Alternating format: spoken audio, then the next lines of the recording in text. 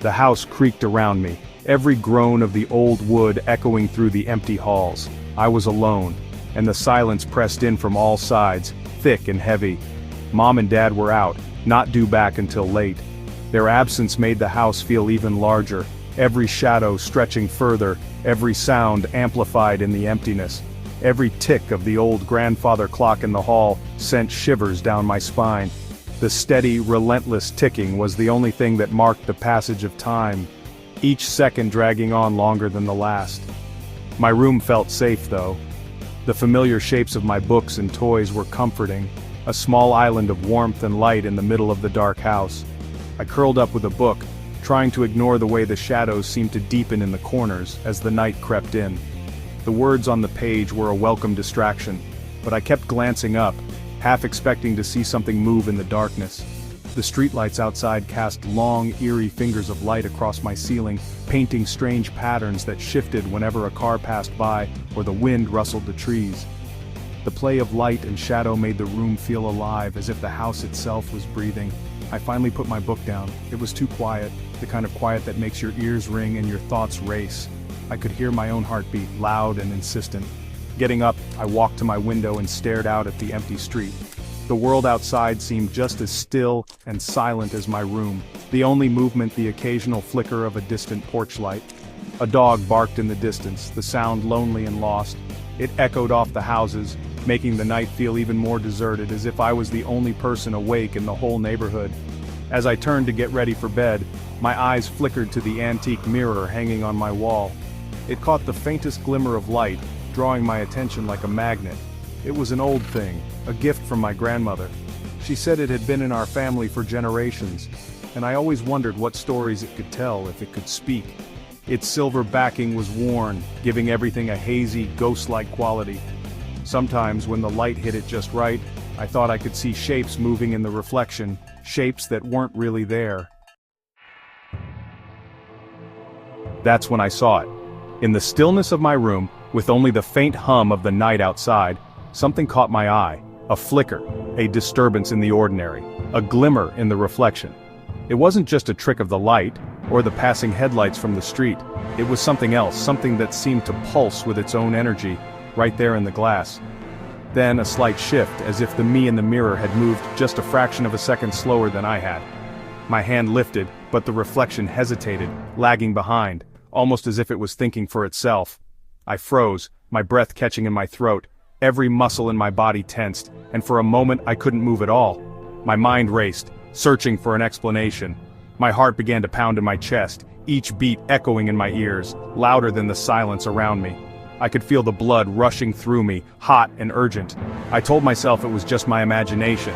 Maybe I was overtired, or maybe my eyes were playing tricks on me. I tried to laugh it off, to convince myself it was nothing. The reflection was gone as quickly as it had appeared. The mirror was just a mirror again, showing only what it was supposed to show, me, and nothing more. I was just tired, that's all, I told myself again. Maybe I'd been reading too many scary stories before bed, or maybe the shadows in my room were playing tricks on me. Climbing into bed, I pulled the covers up to my chin, trying to find comfort in their warmth. But the feeling of unease clung to me, refusing to let go. I shut my eyes tight, trying to will away the image of the strange movement in the mirror. But the image lingered. It replayed in my mind, over and over, refusing to fade. I couldn't shake the feeling that I wasn't alone. Not anymore. The room felt different now, as if something unseen was watching me from the shadows, waiting for me to fall asleep. Sleep wouldn't come. Every rustle of leaves outside my window sounded like footsteps. Every creak of the house sounded like a whisper. My eyes kept being drawn back to the mirror.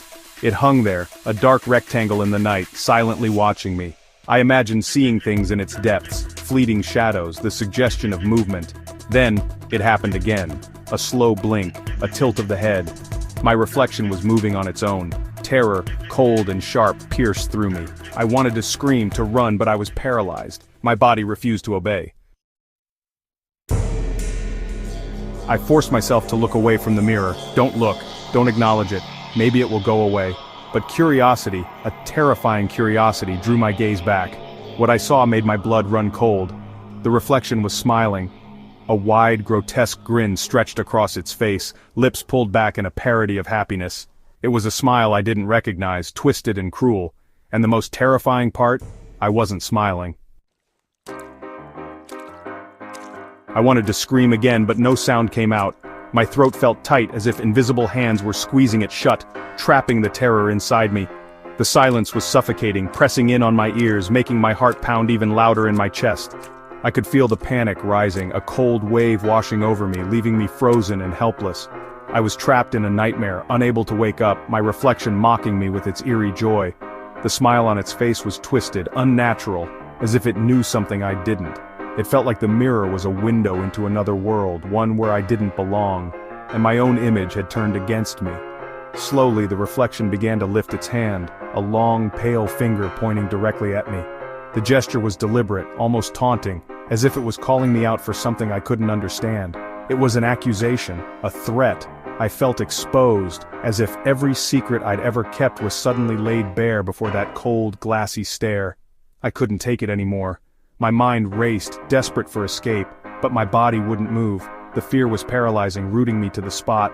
Finally, with a surge of adrenaline, I leaped from my bed, stumbling backward away from the mirror until my back hit the wall. My breath came in ragged gasps, and I pressed myself against the cold plaster, as far from the mirror as I could get. When I looked back, the reflection was gone. The glass was empty, showing only the dim outline of my room. The mirror was just a mirror again, reflecting my own terrified face. But the fear didn't leave me. My heart still raced, and my skin prickled with dread. But I knew the truth. Deep down, I understood that what I'd seen wasn't just a trick of the light or a bad dream. Something was in the mirror, something evil, and it was waiting. I could feel its presence lurking just out of sight, watching me from the other side of the glass. I didn't sleep that night. Every time I closed my eyes, I saw that twisted smile and accusing finger haunting my thoughts, or the next, or the next. Night after night I lay awake, afraid to look at the mirror, afraid to turn my back on it, certain that if I let my guard down, it would return. Because I knew, with chilling certainty, that my reflection would be back. And next time, I might not be able to escape.